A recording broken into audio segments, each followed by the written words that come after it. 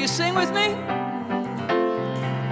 We have come together as a family.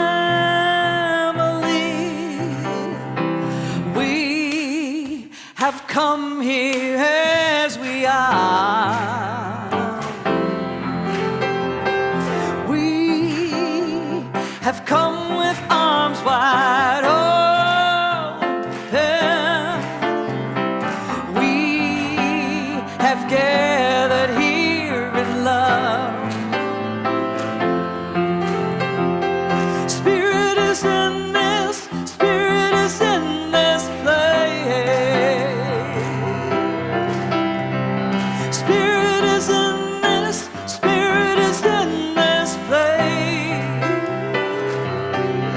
One more time. Spirit is in this, Spirit is in this place. Yeah. Raise the roof with shouts of praise. Spirit's in this place. We sing in celebration.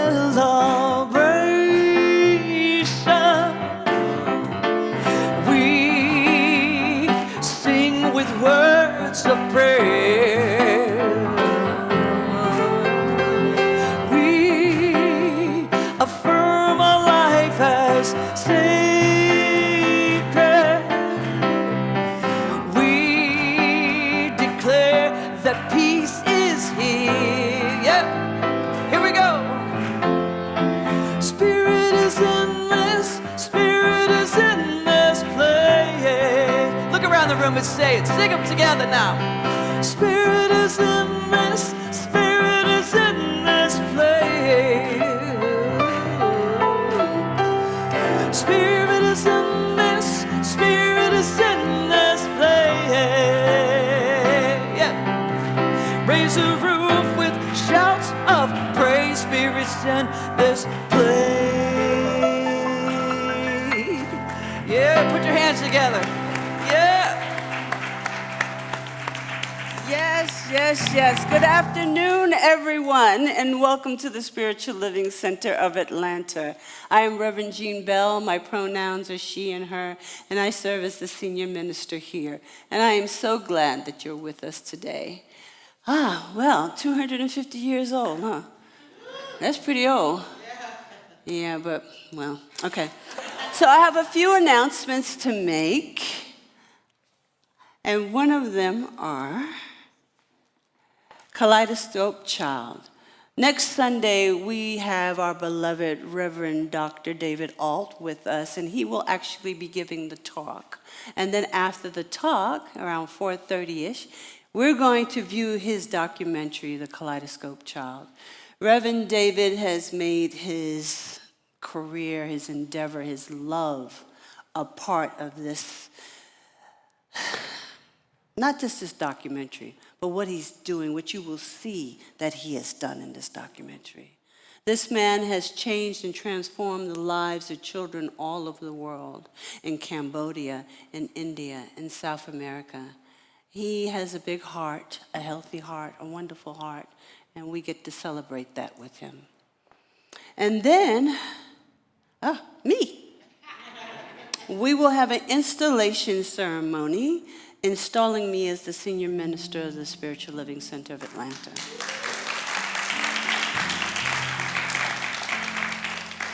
We have the QR code, so we ask everyone, if you do plan on attending, please scan the QR code so you will be on the roster so we can plan accordingly. All right? All right.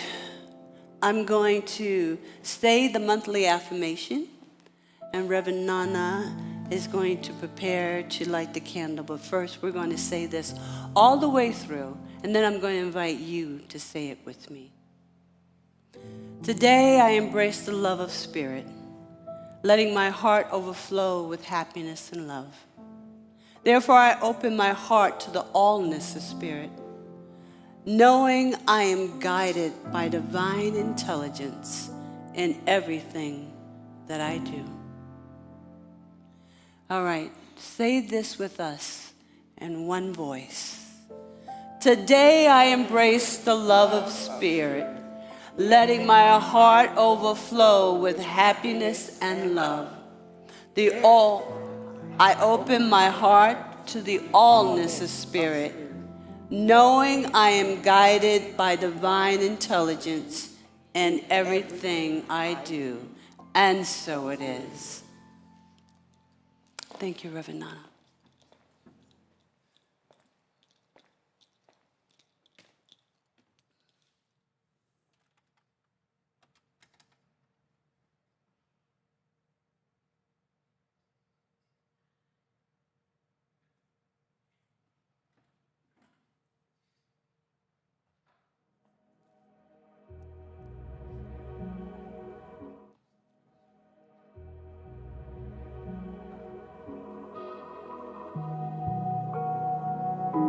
Lighting the flames of faith.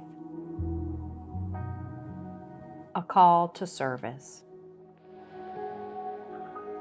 We perform this ceremony to promote the universal consciousness of life, which acknowledges that all peoples, all faiths, all sentient beings come from the one great universal presence which we call Spirit. Fundamental to this truth is the unifying nature of all religious thought and experience, which we honor here today.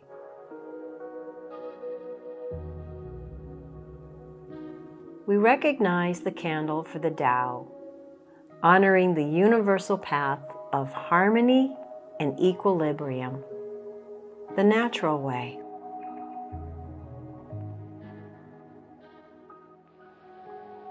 We recognize the candle for the shamanic traditions, honoring the beliefs and practices of all indigenous people, the way of the primal spirituality.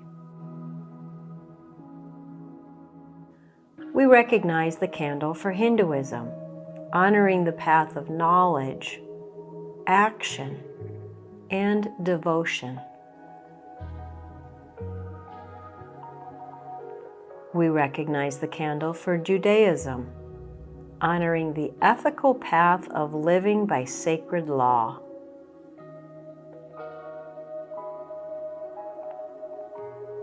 We recognize the candle for all forms of Buddhism, honoring the Four Noble Truths and the path of compassion.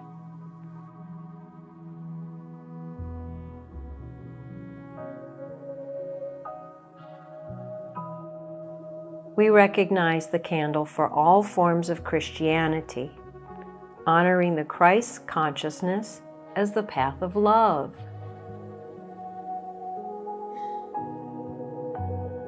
We recognize the candle for all forms of Islam, honoring the path of submission to the will of God as the highest calling.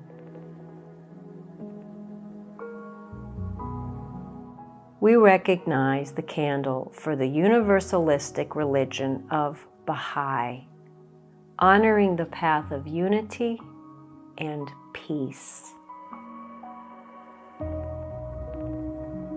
We recognize the candle for all forms of New Thought, honoring the metaphysical path of mental healing through the practice of universal spiritual principles. As we recognize the healing candle, please put silently in the light the name of anyone you wish to experience the healing flame of God's eternal love.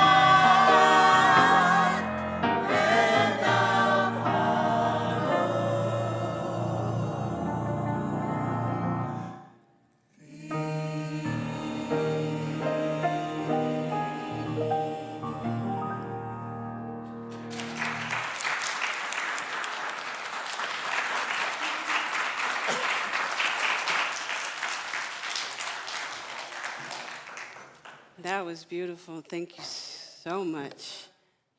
Give him another hand.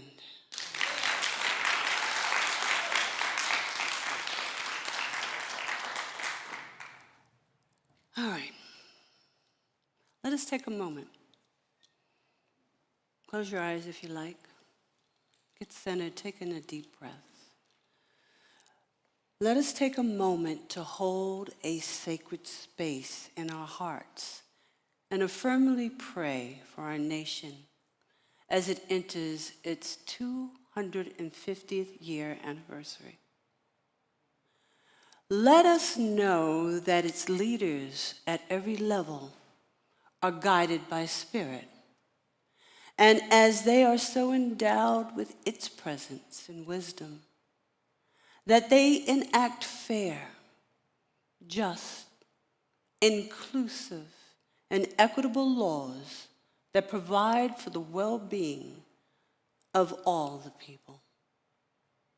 Let us declare speedy aid is now flowing to those affected by the floods, fires, and the heat across our nation. Let us affirm fairness and justice for all so-called immigrants. Let us hold our hearts and let us hold in our hearts our LGBTQIA plus community and continue to advocate for their rights, well-being, and safety. Let us know together a greater truth for the health and heart of our nation, that the collective consciousness is filled to overflowing with the divine goodness and love of Spirit.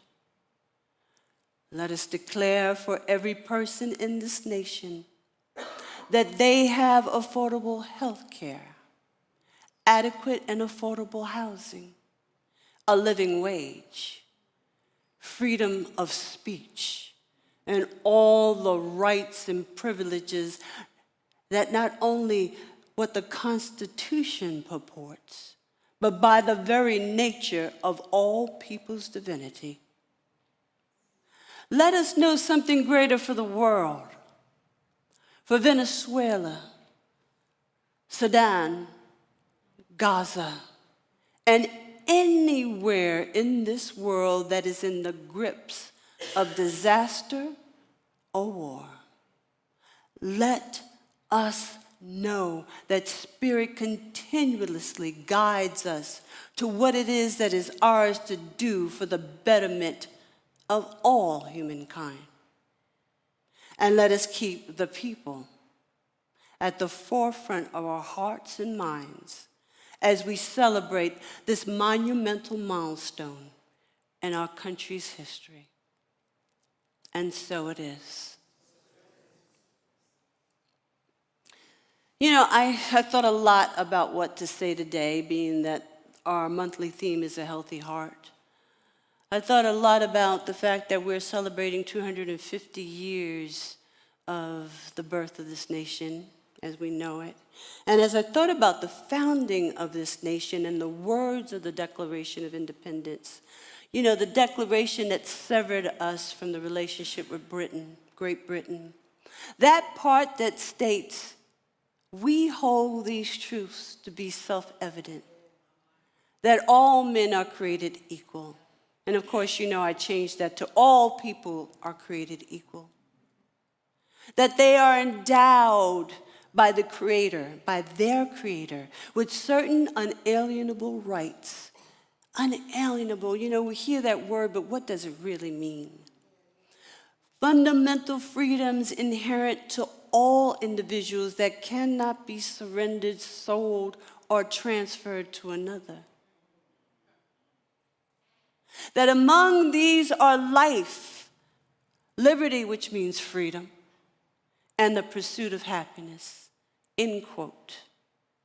Now, to pursue that which makes your life and your family happy through the fulfillment of your dreams and aspirations, unimpeded, without restriction, unimpeded especially especially not because of one's gender or race or ethnicity or sexual orientation or religious ideology, because remember, these words should have been meant for all people. These words are powerful and true. I like to think that the spark of the divine that resides in all people moved them, the founders, to declare this great truth. That's what I would like to think. And perhaps unbeknownst to them at the time, while these words were not the reality and truth for all people, genders, and races in the nation back in the day, these words would become a vision that would not be denied. Now, we know as metaphysicians that believe in the power of our word, that when truth is declared, and there's enough people that confirm that truth, enough people that continue to reach for that truth, enough people to take action to move a declaration of truth and move it in and through the creative process, that becomes a tangible reality in the lives of the people for which the truth was intended. Then nothing, we should know that nothing can stand in that truth's way. So even though this declaration, this vision remains incomplete for far too many people, we, the people of this nation, can begin today to stand on this vision and affirm divine guidance in its fulfillment. Can we stand on this vision? Now it's not the time to have a what's the point attitude. And now is not the time to desert the truth of our spiritual principles in the hour of need and at this pivotal moment in our history. You see, this declaration as a vision requires visionaries. Those that can see further past the current condition of things. True seers. And our nation has had many of them. So many, I can't even name them. When I looked them all up, I was like, okay, we're not doing that. But I'll tell you who they were. They were abolitionists. They were Quakers that helped with the Underground Railroad. They were suffragists that fought for women's rights so we can vote. Those that broke from the dogmatic doctrine and created the New Thought movement. Those in the Civil Rights movement and the Human Rights Campaign of today. Environmentalists, scientists that believe in life-affirming things that bring progress to us all. And although over the course of the last 250 years, these visionaries have made great stride towards assuring the protection of these unalienable rights, the fact remains that life, liberty, and the pursuit of happiness has not been the experience for all of its nation's people. Oh, but we know that a fact is not a spiritual truth. Do we not know that? We know that a fact is not a spiritual truth. For we know that we reshape our world by getting clear about that which we want to experience. It's called the universal law. We can never get a new paradigm by continually affirming, see, look, what's the point? We take 2 steps forward and we get dragged back 3. The reason we keep getting dragged back is because we become complacent with the 2 steps we had taken and want to rest on our laurels. You see, we are lured back to sleep because growth and advancement, both in the world of effect and as well as with spiritual growth, requires us to be and stay awake. Can we stay awake? Our past has shown that we can achieve marvelous results by putting individual visions together, harmonizing them and uniting them into a collective vision, one that is life-affirming for all. And as we accept and embody a new vision, it becomes our reality. We cannot rest on our laurels for those. We can't rest on our laurels because those that have come before us will never allow us to be complacent. Think about that. We stand on the shoulders of so many visionaries, people that risked their very lives and lost their lives for our rights, for us to be able to be together like this. One people, one love, one life. We must become spiritual visionaries now for our own lives, for our own nation, and for the whole world. Let us embrace our unalienable spiritual rights and declare that we are divine individualizations of spirit, filled with its creative energy, and that whatsoever we conceive in our minds and our heart of hearts, so shall it be unto us. So, as our nation celebrates with hot dogs and spare ribs and chicken its 250th birthday, let us affirm the words of the founders that we hold these truths to be self-evident and that all people are created equal. All people are created by the divine intelligence, equal and infused with its love and creative power, that all people are endowed with the divine attributes of Spirit's love, peace, joy, power, beauty, and wisdom. So I'm going to ask you to join me in affirming that our vision is one that is life-affirming. Freedom for all. The ability to pursue one's aspirations unimpeded.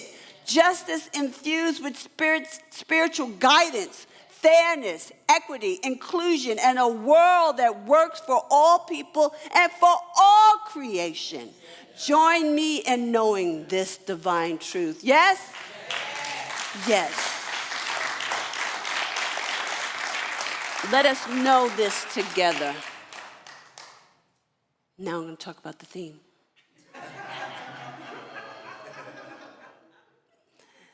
Now, during the month of July, our theme is a healthy heart. Healthy meaning functionally or functioning optimally, right?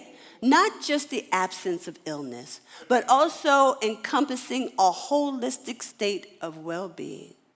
And heart, you know, it's interesting that for thousands of years, the heart has been the seat of love, sentiment, and compassion. For thousands of years. And not just viewed as a mechanical pump pushing blood through the body. In fact, scientists don't even consider the heart a pump anymore. But now they liken it unto a vortex. And you know what a vortex does? It swirls. It's like a whirlpool, generating and swirling and allowing blood to flow through the body. In metaphysical terms, the spiritual heart is seen as the essence of human awareness.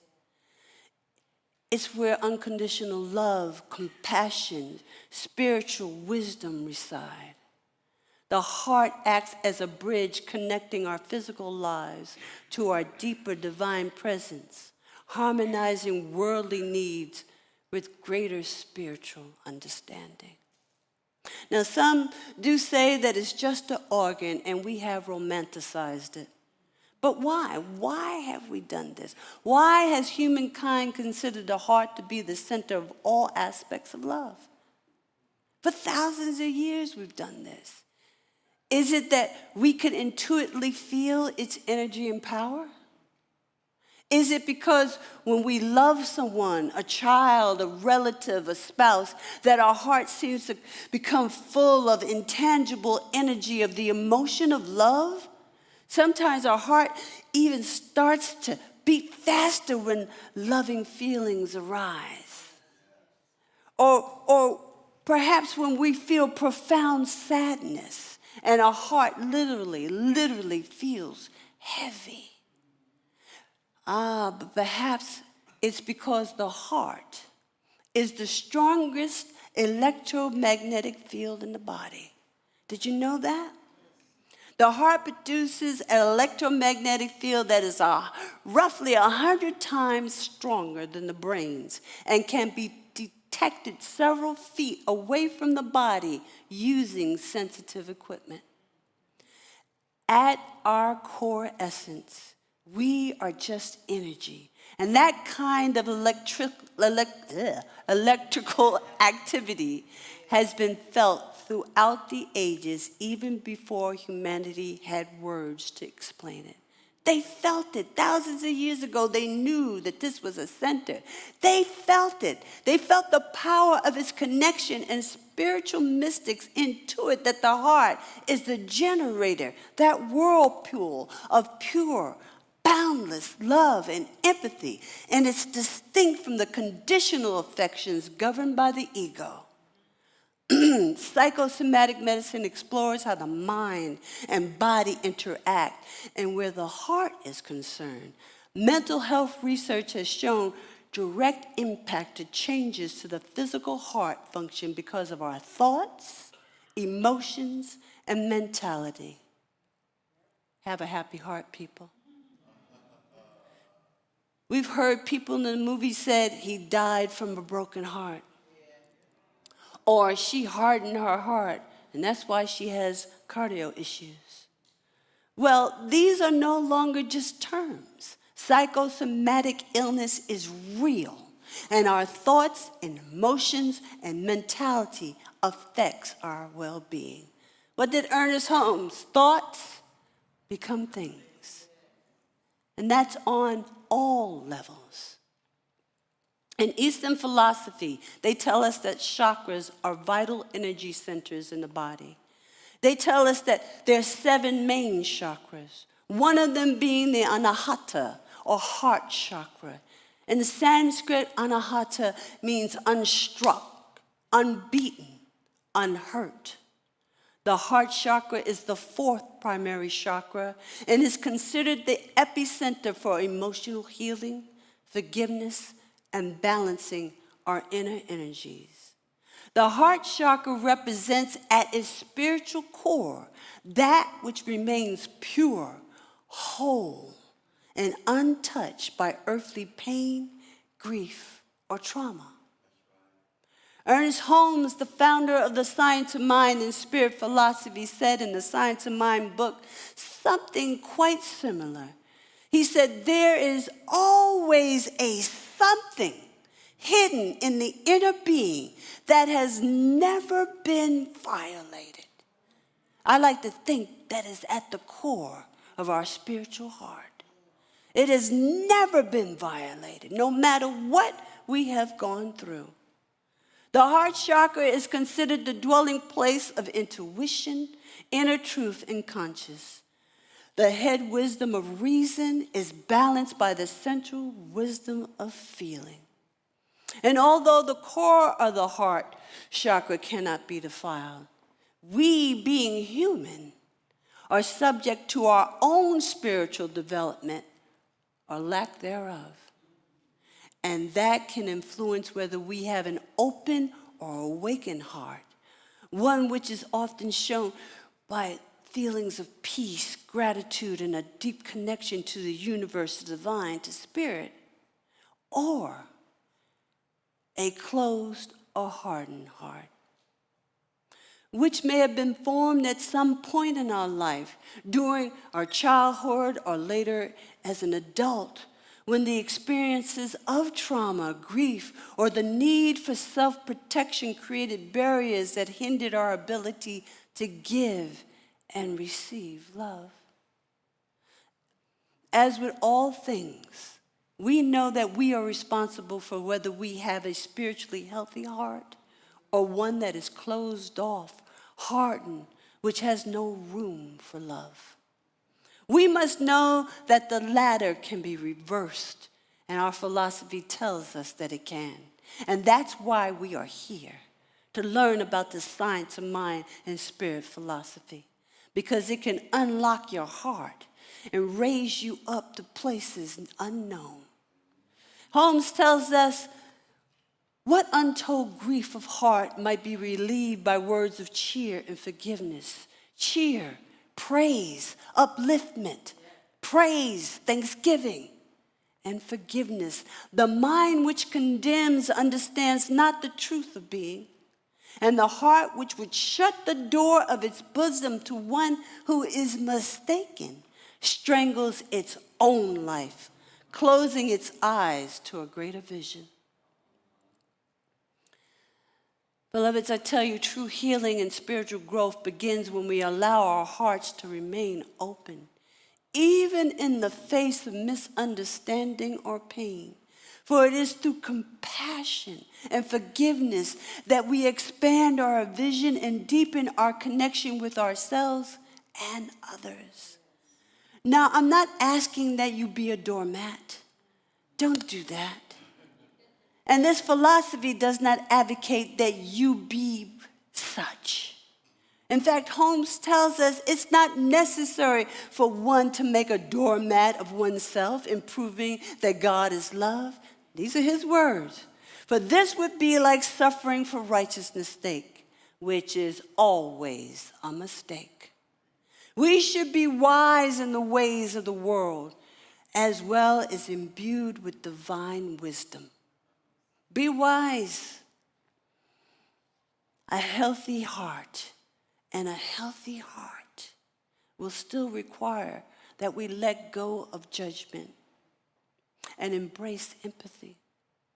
For this is the path to wholeness, and the path that allows love in our heart to flow freely as a healing balm. And as I said earlier, to fulfill a new vision for our nation and the world, one that is life-affirming, because that is what spirit is. Spirit is the ever-givingness of life to all. Make no mistake about that. God doesn't say, or spirit doesn't say, or reality doesn't say, I'm just going to give this group over here some love. You not so much. You can have a quarter. You can have a half. It does not do that. It is the ever-givingness of life and love in all of its divine attributes to all of us. To fulfill the vision of our nation and world that works for all, it's going to require a healthy, spirit-filled heart and consciousness.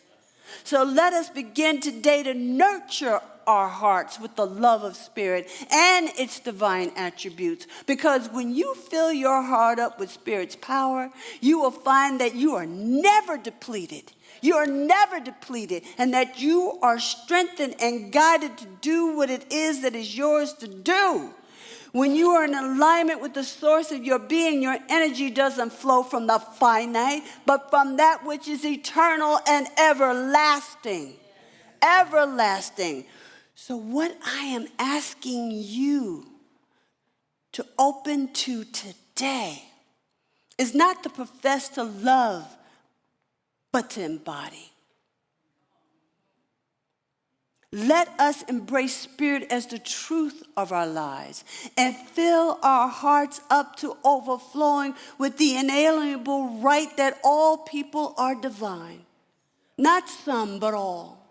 And in doing so, our hearts will serve as beacons of loving light to shine on our path forward to a new vision, to make the words, we the people, to make the words all people are endowed, to make the words that we are all equal, to make the words life, liberty, and the pursuit of happiness real to all people.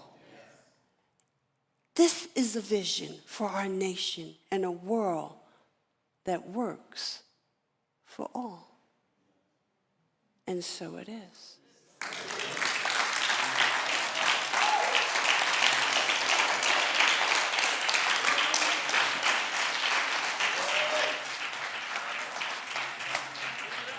Gene. Oh, my. Are we healed? Are we healed? Let's anchor that with some music, all right?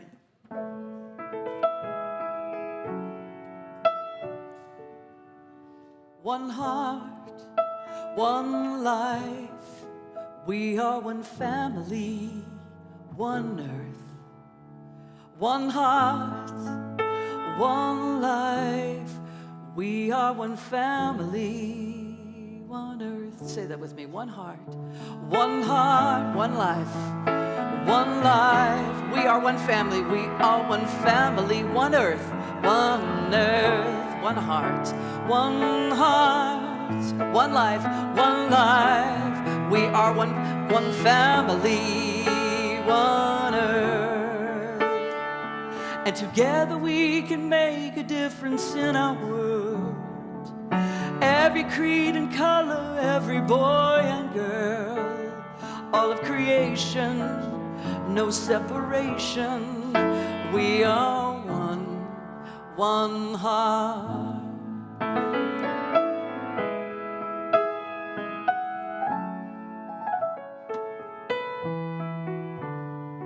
One heart, one life, we are one family, one earth. One more time. One heart, one life, we are one family, one earth. I hear you, Brian. Come on now. One heart. Come on, Alan. One life. Come on, Koku. We are one family, one earth. Come on, Jericho. One heart, one life, we are one family, one earth. And together we can make a difference in our world. Every creed and color, every boy and girl, all of creation, no separation. We are one heart. No separation, no separation.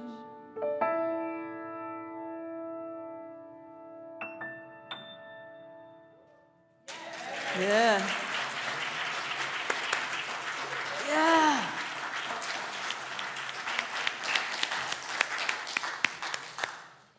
Thank you, Penelope. That was absolutely beautiful. Thank you. For those of you that may not know me, my name is Shannon Pruitt. I'm the executive director here at SLCA. Hey. It's been such an honor to serve each of you in this role for the past 6 years. I came to SLCA in 2014, and I had the privilege of witnessing Penelope's amazing music, and that's what kept me in the seat. I was at a place that I didn't feel that family. I didn't feel that one heart, and her music has healed me, and I'm grateful for that. So thank you. Thank you.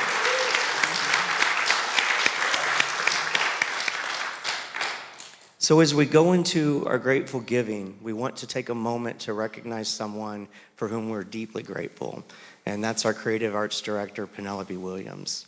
She's faithfully served SLCA for more than 22 years.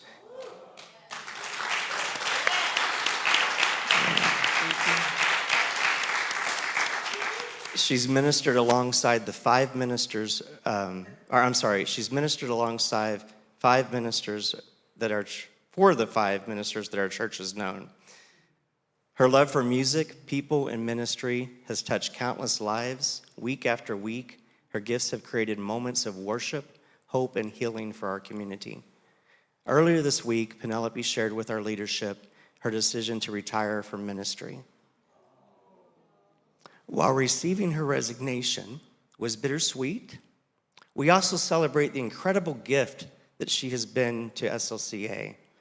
Through seasons of growth and transition, Penelope has served with unwavering dedication, extraordinary talent, and a generous spirit that has blessed us all. As we honor her years of faithful service, we are grateful that her passion for music and teaching will continue in new ways.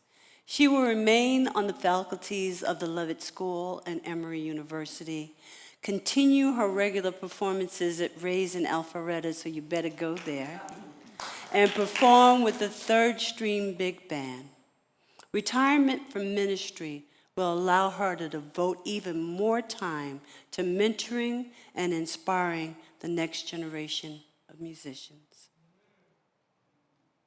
Next Sunday, we will take time during our service to celebrate Penelope and express our heartfelt appreciation for her remarkable ministry. As we prepare to say our grateful giving today, we invite you, as you are able, to consider making an additional gift to help make her send-off a meaningful celebration of gratitude and love. As always, you may give by placing your offering in the giving box at the exits of the sanctuary, by texting the number on the screen, or by scanning the QR code behind me to give online.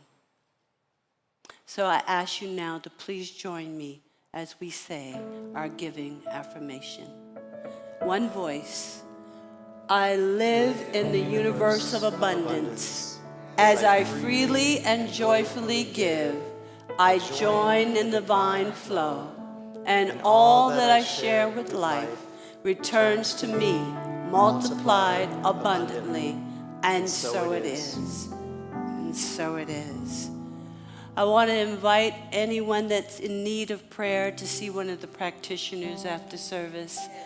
Practitioners and the ministers. Ministers are practitioners. We have Reverend Susan here. We have Reverend Nana, as well as myself. Right? If any of you are in need of prayer, please avail yourself to us. All right, and afterwards we'll head on down to the fellowship hall for a wonderful potluck dinner, lunch. All right? And Penelope is going to sing us out. Come on, family. We envision a world that works for everyone and for all of creation.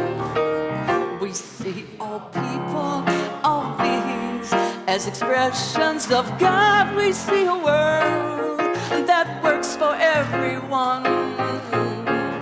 We envision a world that works for everyone and for all of creation. We see all people, all beings as expressions of God. We see a world that works for everyone. Yes, we do. We see a world that works for everyone.